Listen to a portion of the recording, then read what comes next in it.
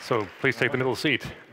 So, ladies and gentlemen, welcome back. And to get you directly in the mood of classical music, we will see a short video of what Lang Lang is actually doing. Please take a seat. Thank you. We've got to start.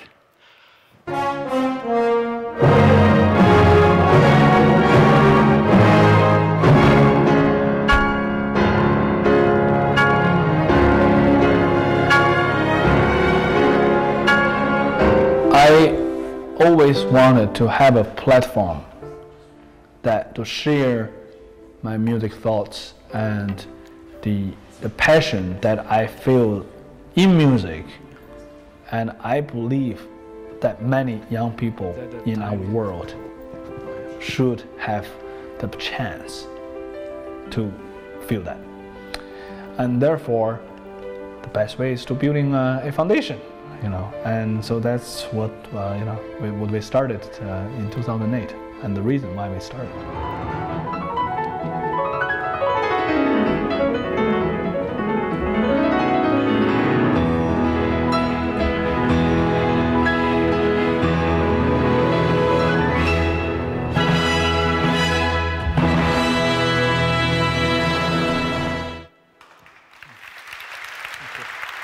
Thank you. Vielen Dank.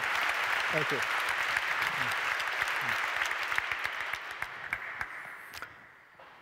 You were dubbed not just the world's best piano player, but also the world's nicest. And I think the first few moments of your appearance here have made that come true.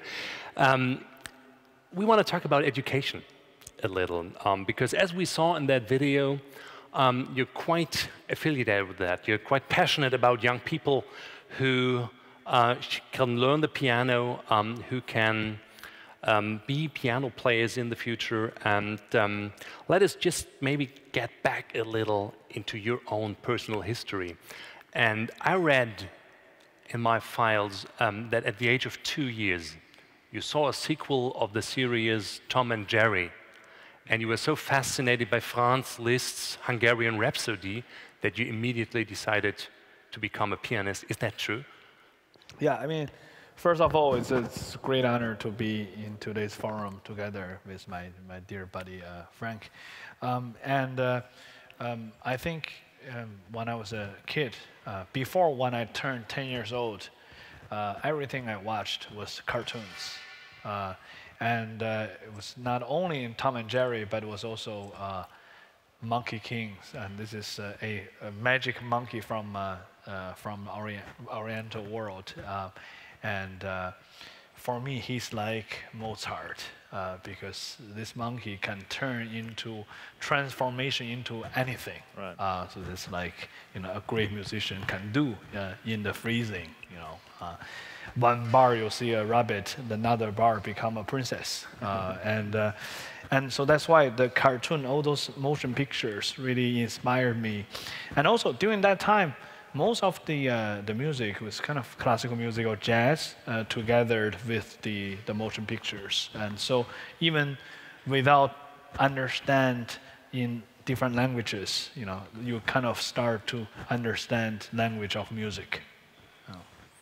So, but how does that start then? Did you say immediately, well, I want to have a piano, I want to start playing, or how were your first steps in that? I actually did not have so much more choice because my parents already bought a piano for me. So it's destiny.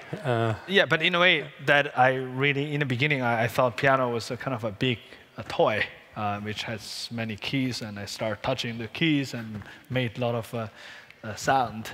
I actually first studied with my father. By the way, my mom is here too. A warm welcome to you. Thank you very much for accompanying your son.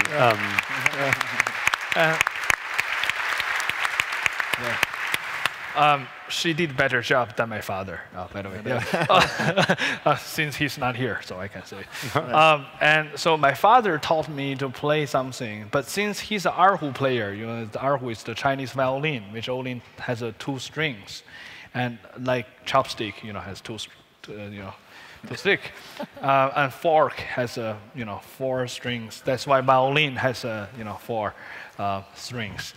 So my father had a pretty bad technique on the piano. Right. So after 3 months of study with him, I said, I need a better teacher. You're not good enough. So. Yeah, but let's elaborate a little on the role of your parents. So they were the first ones to teach you the piano. They encouraged you to go on with that. But as you at some point of time told me that they did a lot of pressure on you. So you said once on your father, his pressure was right, but at the same time wrong. What do you mean by that? Yeah, my father was very strict, and it's kind of really pushy in a way.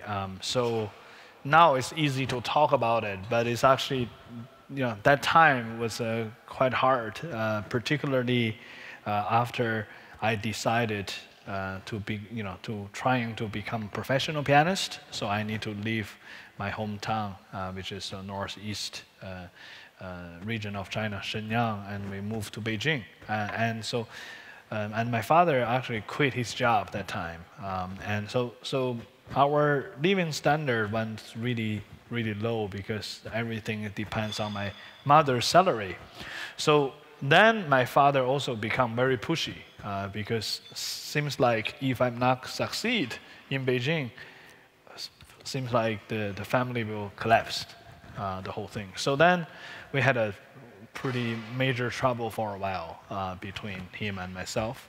The relationship between became very strong, and for a certain time it was I'm under such a pressure that I lost the interest of making music. Yeah, but then of course, we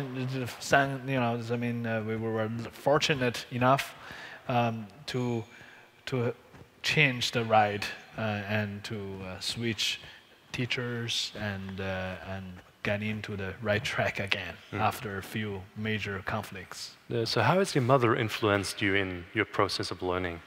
How your mother? What was the role of your mother? Yeah, my mother was always, always very encouraging. So the way I learned how to read music was like my mom made so many cards, and then so when I was playing football, and then she's like, "Hey, what note is this?" So that's how I learned to learn where are the notes, what are the how to read rhythm, how to read the dynamics, and so she was always very nice. But the problem was in Beijing, my mom wasn't there, so that's why I had a. Oh, by the way, my mom is an amazing cook. Yeah, she's her dumplings are really incredible. So that substantiated your learning, right? Yeah, but the problem, my father is a horrible cook. That's how the contrast is a quite major one. Yeah. So your talent was seen at a very early age. Frank Briegmann, if you want to identify young artists that could be the next Lang Lang, how are you doing that actually? If someone is like 5 years or 6 years or 7 years old?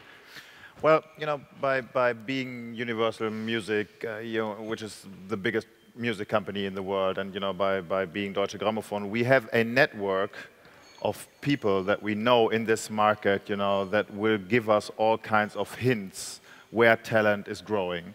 May it be in the live area, especially in classical music. Lang Lang at the time, and he was a young man when we signed first with Lang Lang at the age of 19. He was already making furious statements in the live scene.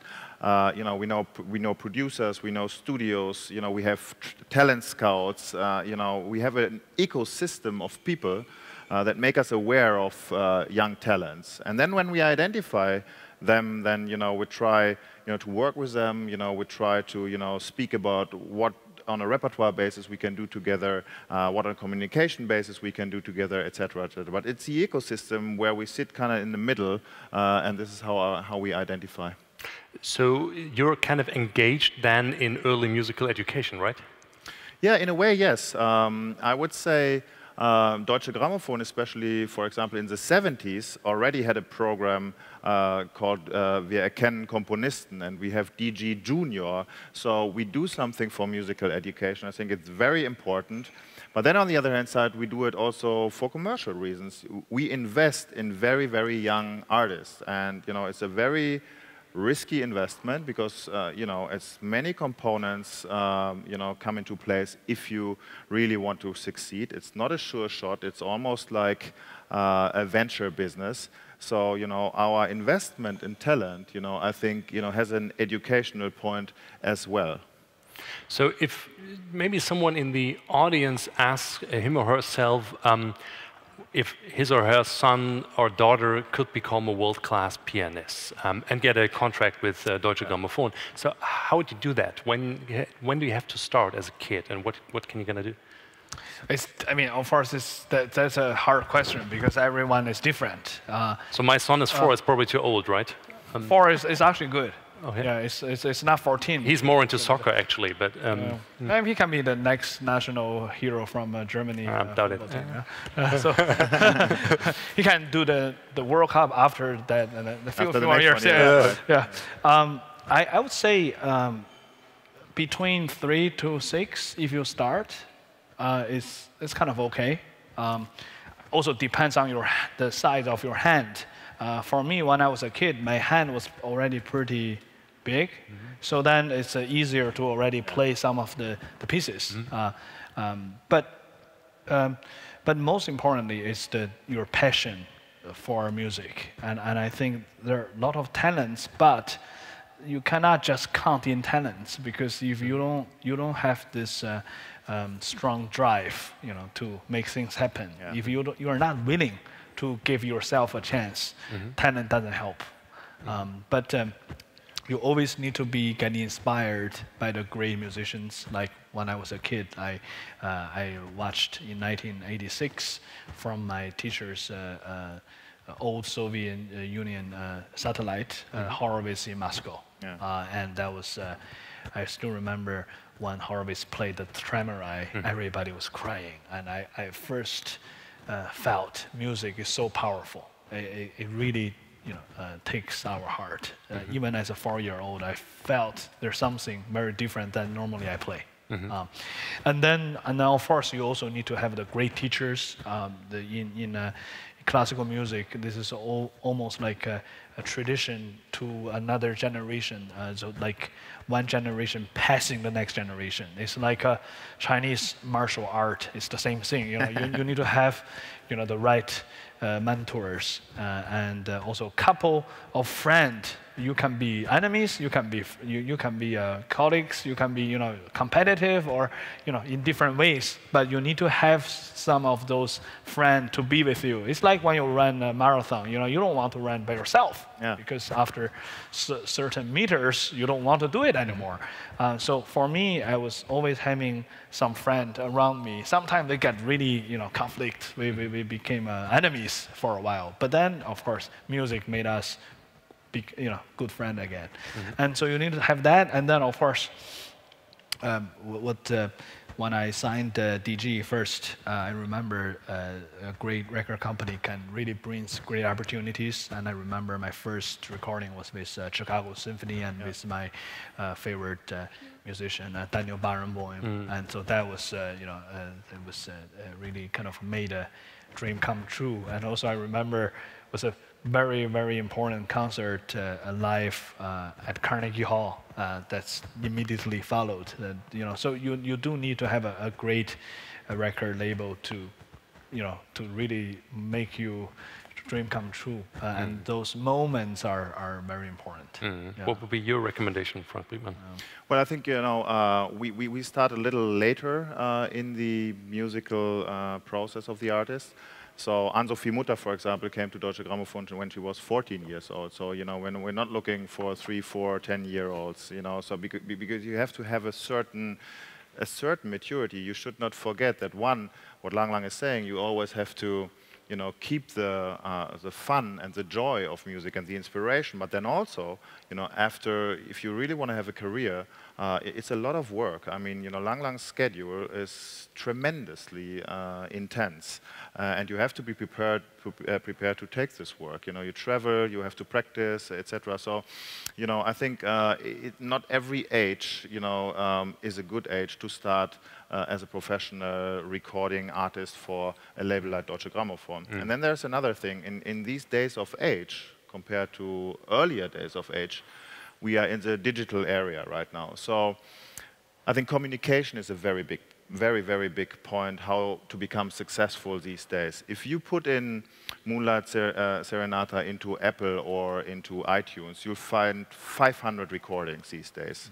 So you have to, one, be fantastically good in your creation and in the interpretation, but then you also have to communicate with your fans, you know, with all the kids out there, you know, on their mobile phones, with all the social media platforms. And I think there's a big difference, you know, to what it used to be in terms of, you know, how you actually, you know, get out to the people that consume your music. So what turns the music business upside down, right? Absolutely. I mean, you know, we have seen a huge, big transition in the music business. You know, we came from selling physical CDs to retailers, and now, you know, a lot of the music business on a worldwide market, it's more than 60% now is all digital streaming, so subscription. So everything is available all the time. All the recordings are available all the time, and it's really different. We make now every 50 cents of a dollar turnover we make from digital music, and that is such a different game to what it was before. So everything is upside down, and Lang Lang is great in this because, you know, he's a digital creative person, and, you know, he's kind of, it comes to him naturally. Other artists, you know, especially from former generations, have a little struggle to adapt to this. So you already mentioned a couple of ingredients for becoming a world-class artist, like talent, passion, like discipline. Yeah. So Malcolm Gladwell, for example, the Canadian writer, once wrote that you need 10,000 hours of practice to be good at something. So what are the, in your view, what are the most important ingredients to be a world-class artist? As Frank said, you need to be ready for it, and you need to train your strength. Yeah, because in the beginning, when I started my career, I always feel homesick because I'm always starting to travel without my families, and as a teenager, you know, it's very hard. You know, you go to another continent, you have no friends there, and of course, I remember the first year was really weird. Either you have no concert, you are eager to have concerts. Like I'm always waiting for the management to call me. Hey, there's an orchestra want to have you, and oh, that's great. So I made a note in my, in my notebook, and they said, oh, I'm so sorry, they already have somebody else. They think it's more experienced than you, so they probably will take you in 2 years. And then, so I need to have the eraser to, to wipe it out. Kind of erase, and that was really hard. But then became a different kind of problem. Once your career took off, everybody wants you, and then like from no concerts, and then you start playing 100 concerts a year, and then you need to learn how to say no's. And so there's a lot of kind of challenging in our life. But this is what I call good challenge. Yeah, but the thing is, if you don't have enough repertoire, because today's audience is not like, okay, you can just play one piano concerto for the entire life. I mean, it was never the case anyway. But the thing is that the people want to hear always something new, always something, hey, what do you get this year? What do you get next month? And so you really need to balance yourself. Otherwise, your career can be a short one. Rainer Esser already mentioned that 40 million kids in China are inspired by you and started playing the piano. And I know that education is tremendously important to you. So you established a foundation recently, which is running more and more intense in recent years. So can you tell us a little bit on the work of the foundation? What are you doing there? Yeah, actually, I started my foundation in 2008, right? Actually, so a few more years. And then our aim in the beginning was quite simple, is to kind of find the great next big stars and to give them the best opportunities and to give them a platform to get trained better, to have a better introduction to the conductors, to the music industry, and to go into a better conservatories. But then I realized this is just very small part of our world, because I find out in our world, most of the public schools are not having a music class. And this is really bothers us a lot, because even when I was studying in China, even in the regular schools, I had fantastic music lessons. I listened to Schubert, I listened to Chinese music, I listened to Beethoven, symphonies, and I started reading a poem together with music, and that really changed my life. And I think we must keep music class running in the public schools. So that's why our aim is to raise the fund and also to create a more interesting method, not just the regular textbook to tell you how to read note, how to read music, but to also to describe more stories into their studies and to make their everyday life closer to classical music culture. And to let them understand music and stories lines in the same time. And to have a purpose to practice, not just for the sake of practice. Are you involved in that, to bring that programs to Germany? Yeah, I mean, if you work with worldwide superstar artists like Lang Lang, you are working together on many layers. We all have the same aim and goal, to push forward for musical education, for classical music. So we help him with opening our network, with all the people that we know all around the world. We help him with communication and all kinds of different things.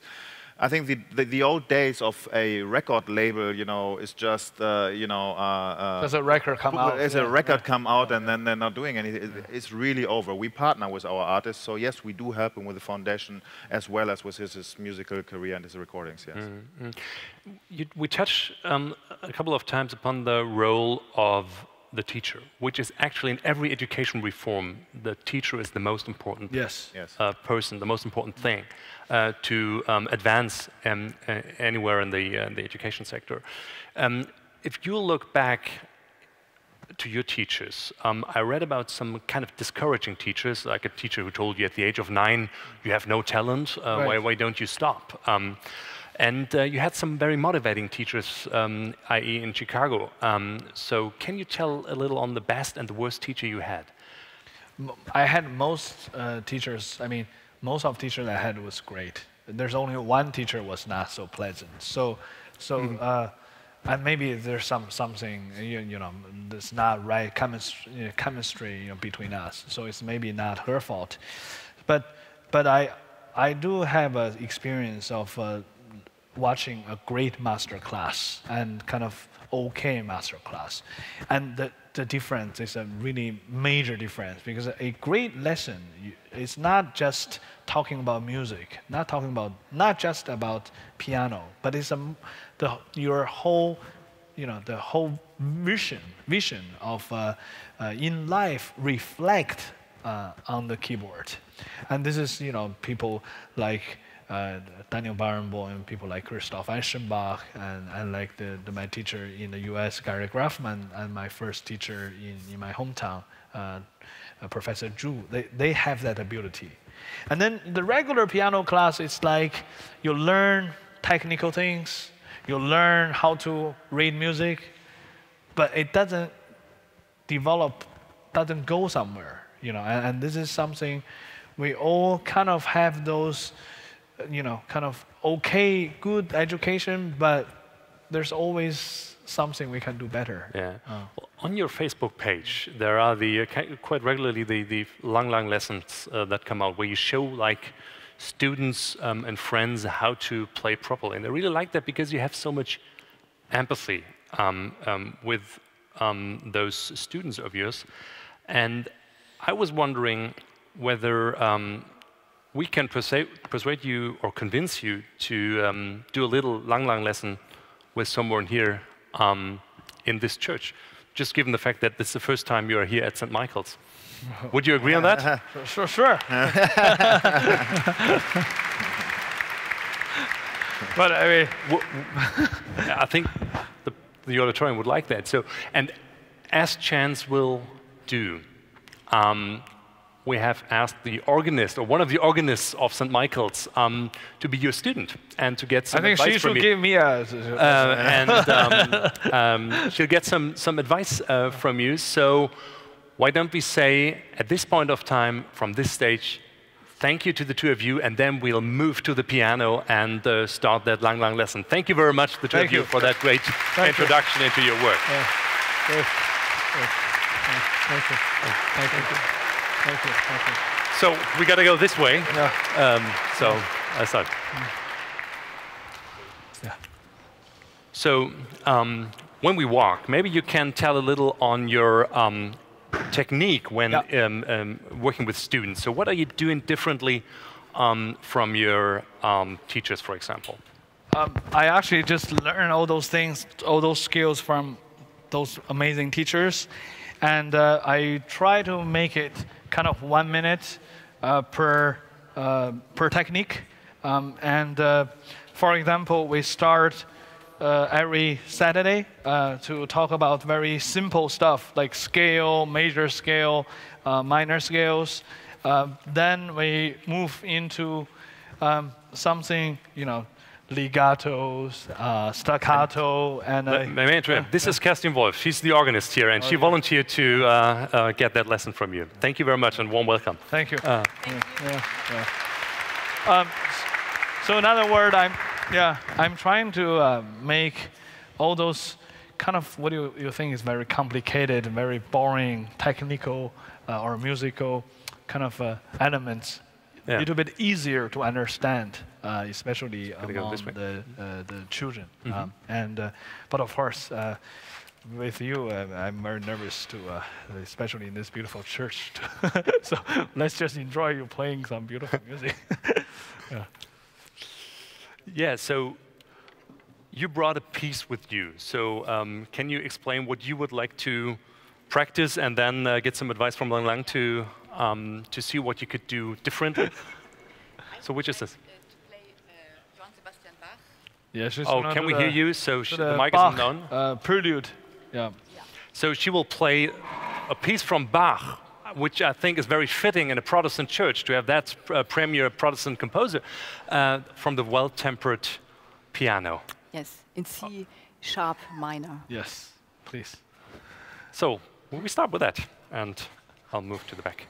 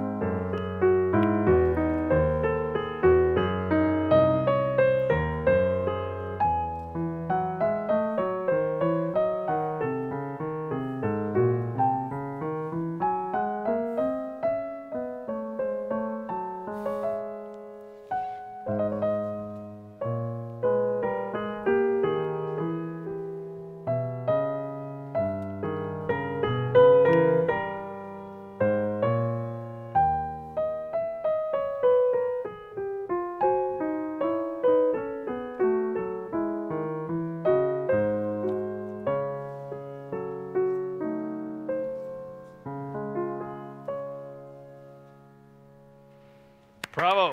So beautiful. Wow. Thank you. Wow.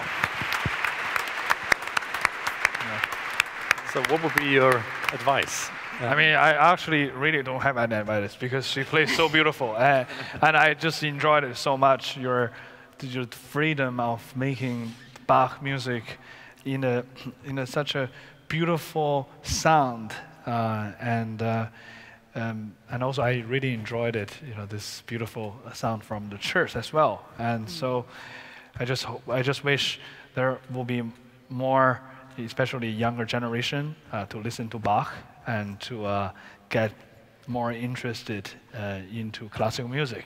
And I want to thank you for such a beautiful music making. Yeah. Right, thank you.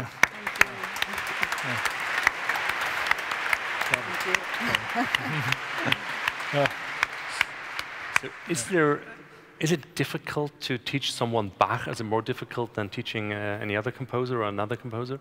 No, it's not. I mean, it's not because Bach is harder. Because of course Bach is harder to play, but the thing is that because she plays so good, that's the thing. Currently, I'm also working hard to study the Goldberg variation. So hopefully someday I can record and I may get some advice from you. And I probably would love to play the Goldberg in this church. I mean, this can be a very beautiful thing to do. Yeah. It's a wonderful announcement. So if you look back at the lessons, the Lang Lang lessons you already did with your students, so is there any special advice you give most students? So is there a typical thing and recommendation you have for them? Yeah, I must say, just I don't want people to get kind of afraid to learn pieces that they feel kind of challenged, because everyone needs to start somewhere. And I want to give them some confidence to feel that no matter whatever this piece is, there's always a solution.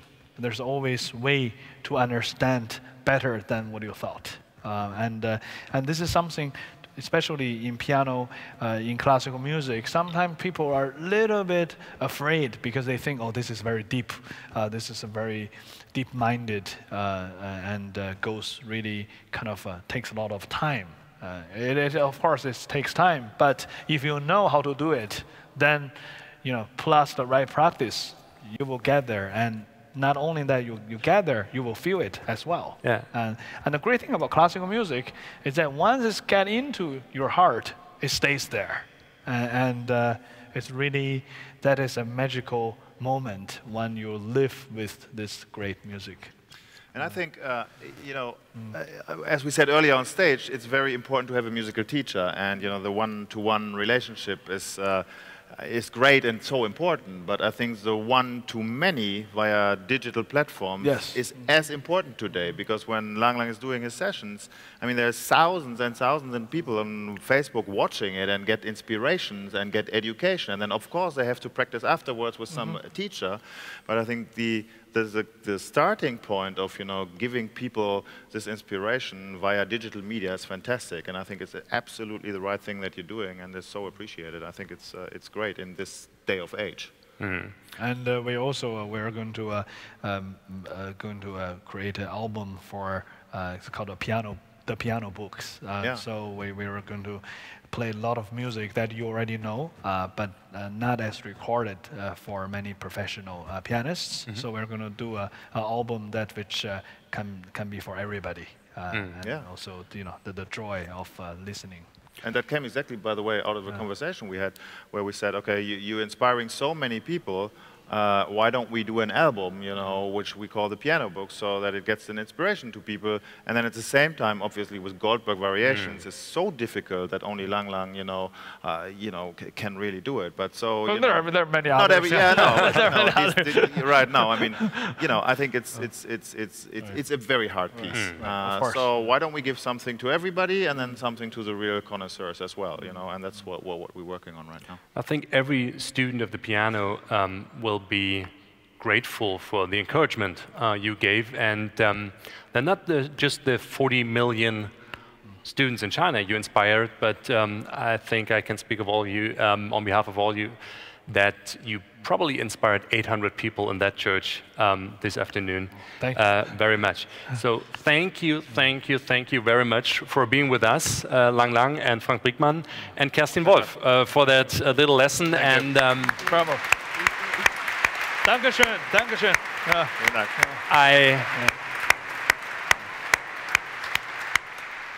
And you volunteered 2 hours ago, so it's not very much a scripted thing, but I think this was a beautiful addition to that.